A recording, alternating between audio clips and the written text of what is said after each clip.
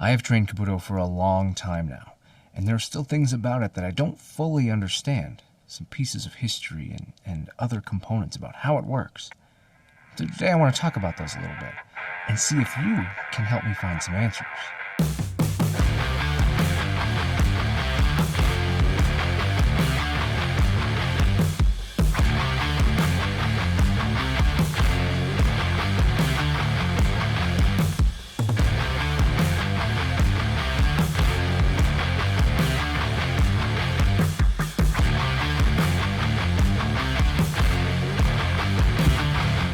Hey, what's up? I'm Ken. This is kenfuTV, and each week I release videos in the martial arts, philosophy, technique, training, that sort of thing. So that's the kind of thing you're into. Hope you stick around. Hope that you subscribe. Hope that you share this with somebody, especially today's episode, because sharing might be the thing that helps us find the answers. Today we're talking about Kobudo. A little bit about my history in Kobudo. I have trained in Kobudo alongside my karate since 2006. The first Kobudo style that I learned was Yamani-ryu, out of the Seiyo Shorin-ryu system, and then later started learning Mariyoshi Kobudo from an Odo lineage with the WKKJO. This pursuit of Kobudo has continued and still primarily focusing on the Mariyoshi Kobudo, though I still spend plenty of time with the Yamani-ryu kata. So what is Kobudo? Kobudo is a form of Budo.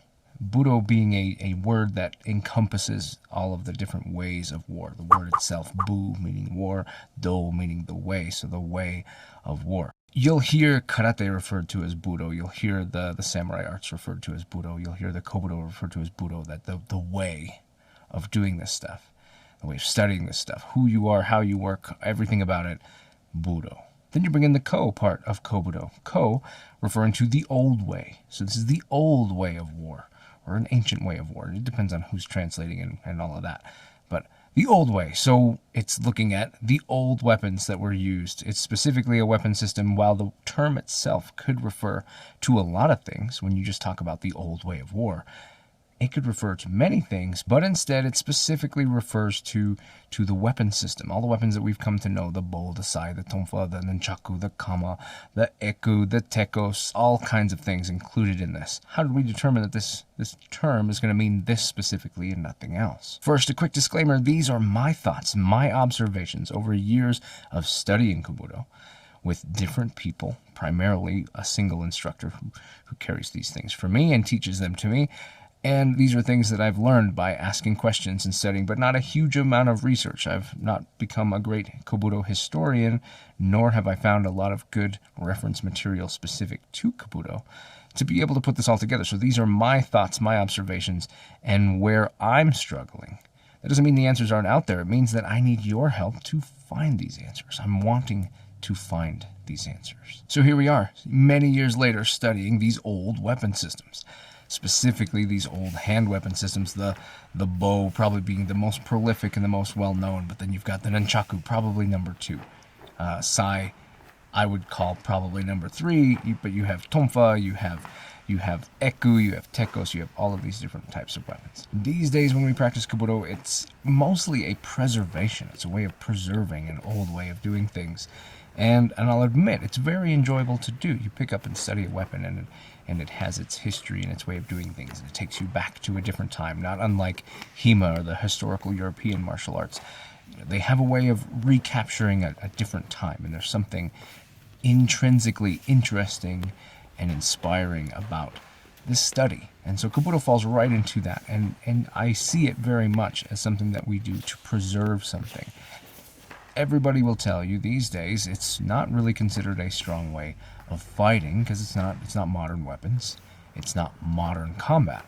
So people tend to dismiss it from a combative perspective. I'm not 100% sure on that. That's part of the conundrum, though admittedly we don't carry these types of weapons. My personal philosophy, and I've done a different video on that, is that Kobudo these days, if you want to modernize the idea of it and why you train it, then look at it as weapons categories. You've got impact weapons and slashing weapons and thrusting weapons and piercing weapons and flexible weapons and projectile weapons. All of these things kind of encompass. And when you look at it that way, then you train them as a thing that could be anything in that category or that combination of categories. And then it becomes a worthwhile endeavor from that perspective. But even that, a lot of people would just say, well, if I want to get good with this weapon, why don't I just train with that weapon rather than training something that's like that weapon?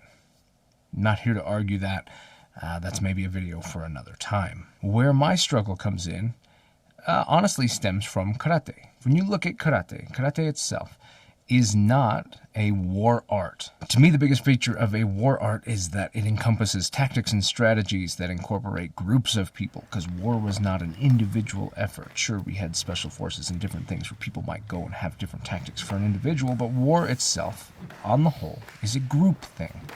And so karate and Kobudo both, they're not really trained in this idea of doing it in a group. There's no tactics or thought put into, at least in any of the things that I've trained. None of it has been, here are drills and exercises on how to work together as a team or a small formation or how to do these things, right? It's all the individual training. Well, then is it really a war art? When you look at karate, for example, karate was not a war art. And I hope that I don't get this wrong, because I'm putting it on the internet without going to look up this quote again. I think that it was Itos that said that karate is not for a warrior on a battlefield or a fighter in an arena. And so immediately saying this is not for competition or for dueling, and this is not for war where we have group strategy and tactics of warfare.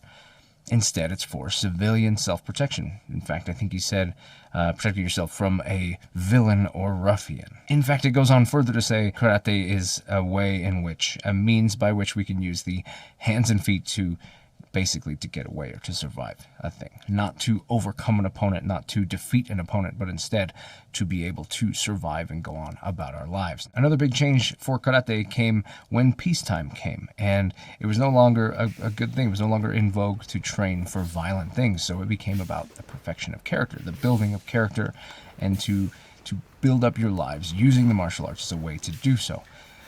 In that came a moral imperative that you would always be the good person. So in this more modern era of karate, it also became known that when you fought, that you would not strike first. There became this misnomer that someone needed to try to hurt you before you could ever hurt them. Coinciding with that is also this idea that if you don't have a weapon, I won't use a weapon. And if you have a weapon, maybe I will, maybe I won't. But I'm not the aggressor, I'm not the bad guy, I'm not going to do these things. Well, on the karate side, when you look at that, it was written about that this was never that way. That if you determined through all of your context clues that you were not going to be able to de-escalate or escape this situation without it coming to blows, that you should not wait for them to strike you. And in fact, you should strike very, very abruptly and with great malice so that you could overturn the situation, change the situation. That doesn't mean that you can't stop or slow it down so that you're not a horrible, violent person when this happens. But to achieve victory, you need to win. You need to overcome them and then escape, or then whatever you're going to do. In order for that to work, if they hit first and you don't do a good job of managing that hit, you get hit. They sucker punch you, whatever it is, you're unconscious. Guess what? Your odds of survival just went way down because your tactic, your strategy did not consider the fact that you might not be better than they are, and their tricks might be better than yours. Especially when it comes to civilian self-protection against people who are doing criminal violence. Criminal violence they're good at doing because they do it. How often do we defend ourselves? Very little. So because we don't, they are technically more skilled at attacking than we are defending, because we're not working in that life, but they are. So waiting doesn't make sense. So this idea of being noble and letting you hit me first, we've already proven that it's a terrible strategy. That tactic is always going to lead to failure. And so you need to be preemptive. If you determine it needs to be done, it needs to be done. Well, I know you're probably going, how does this get into Kobudo and where does this fit? Well, let's talk about that. Probably the biggest thing that I want to get out of this video, and I'm hoping someone can point me the right direction to find out if this is true, or maybe it was never true. Maybe it was never something that's true, it's just something that's in my head. But I'm hoping that some of you historians out there know of records where they talk about this a little bit differently. In every area of life that I have looked at when it comes to weapons, including war, which always includes weapons, weapons are an equalizer for dealing with somebody who is of greater strength, power, or tactic than you. so that you are able to equalize that, or hopefully go beyond that level to be able to defend yourself or to handle the situation. If a weapon is an equalizer, then this concept of I'll only use a weapon if you're using a weapon means that if you are already these things, you are already more aggressive, more skilled, more experienced, possibly bigger, stronger, etc., etc., etc. If you are those things and you have a weapon, well, then unless I'm bringing a superior weapon, all I'm doing is staying below your level. So the weapon is not equalizing. And I strongly, fundamentally believe that a weapon is there to equalize. That's why when you look at a lot of the modern combat type stuff, people just refer to them as force multipliers. They're saying take what you are able to do and multiply it. So it is not the thing that does the work. It is the thing that makes you more effective at what you're doing. So if a weapon is a equalizer, it is something that is bringing you to their level, or like I said, hopefully past their level, then why is it anytime that we train, it's always weapon versus weapon? When we work Kobudo, we train. Well, if somebody has a bow, you would do this or this. And it's all the weapons, and it's always a bow. If I have a bow, well, if you hit me with your bow, then I'll do this with my bow. If you hit me with your bow, then I'll do this with my sai or my tonfa.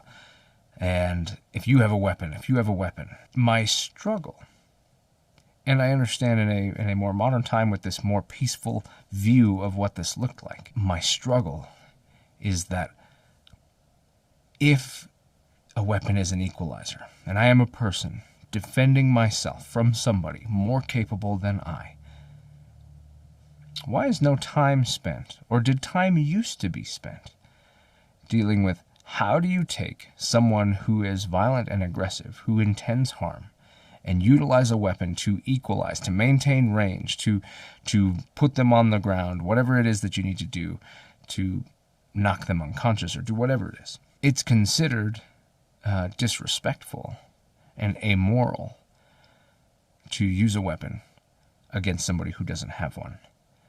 But because of what I just said, that's what I believe. I believe that there should be plenty of time and intent put towards how do you use a weapon against someone who doesn't have one, because the whole reason that you have it is to equalize their force and their intent. It doesn't mean that you're a bad guy and you're out there doing violence and that you're the one creating the problem, that you took a weapon to a non-weapon thing. They brought the violence. They brought the intent. You need to match the intent and the level of violence in order to overcome this situation. So if you bring a weapon, they might not have one. Honestly, I think this is true all the time. Look at firearms and the way it works now. People say if you are in a situation where someone's intending you harm and you have your firearm, that's the purpose of it, right? Carry a firearm so that you have the ability to dispatch someone. People aren't going, wait, hold on, let me wait till he draws a gun before I draw my gun. It's not the Wild West. We're not dueling and meeting it at high noon to walk 10 paces and shoot at each other. Instead, it's you intend me harm, and I'm matching that level of violence with my own response, which is to bring an equalizer to make sure that what you're good at doesn't work on me, because I don't want to lose. I don't want to not survive today. I don't want to not go home to my family today. So this is what I wonder. This is something that I wonder if historically at some point were these weapons trained with the idea of how to dispatch a person who doesn't have a weapon? And are a lot of these movements maybe misconstrued because here's how I could use this movement to manage your weapon, your thrust or your hit. I'm going to block this way or do this way. And how much of this was here's how you interact with the body? I truly believe there's got to be an interesting level of application to the weapon if you start changing that perspective. For me, karate changed greatly when I looked at it differently from the long-range sparring method where we're far apart from each other to a grappling range. And then suddenly the techniques magically made incredibly more sense. Infinitely more sense. And this is what I wonder about Kobudo. Will the same thing happen to me if I can find someone who's looking at this from a historical perspective and has some information about how this used to be approached from the non-noble, you have one, I have one type fighting, but instead, here's how people were protecting themselves and being able to defend themselves with weapons and the types of weapons that they used. It's already probably a myth of this idea that there's that it's always farming weapons, and they took away the weapons, so we have all these farming weapons, and we use these rice flails, and we poke holes in the rice paddies with our sai and all these things. We may never know exactly how all that came together, and I get that. But if this is supposedly the civilian class defending themselves from other people, where is this part of it? Where is this part where the weapons are meant to defend against somebody of greater force, regardless of whether or not they have a weapon, and especially regardless of if it's a bow, because they could have any kind of weapon. Don't get me wrong, I've gotten great advice over the years. One of the best things that I've gotten has come from Sensei Julian Spain, when he's talking about, never hit good wood when you can hit a bad man. So he's saying, if you're fighting, don't be hitting the weapon, hit them, hit their hand, hit wherever you can hit. Don't hit the weapon, hit them. And I fully get on board with that. That's the way I've studied Eskrima for a long time, and that's 100% how that works. As the primary disarm, I will smash your hand so that you can't hold the weapon anymore.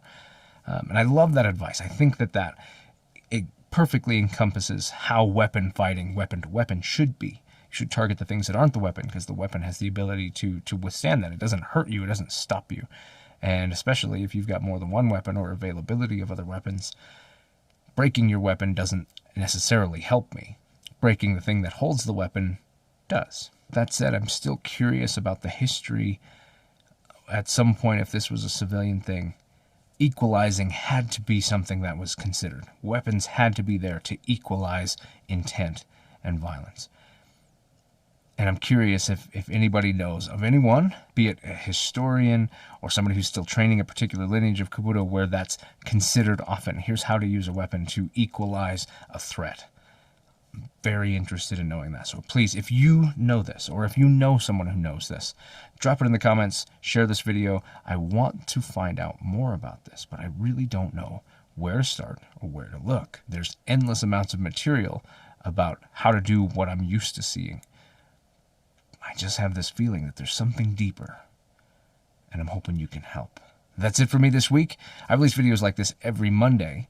I have a membership option down below so you can get access to the training that I do, things that I train on the mat, things that I teach. I call them the dojo sessions. You can also make sure to hit up kenfumerch.com if you want to support this channel and keep this going. Here on the screen are some of the people who are helping this go through membership, who are doing an incredible job of helping me continue to make this for you, and I appreciate each and every one of you. I am Ken. This is kenfuTV, and I'm going to catch you in the next one.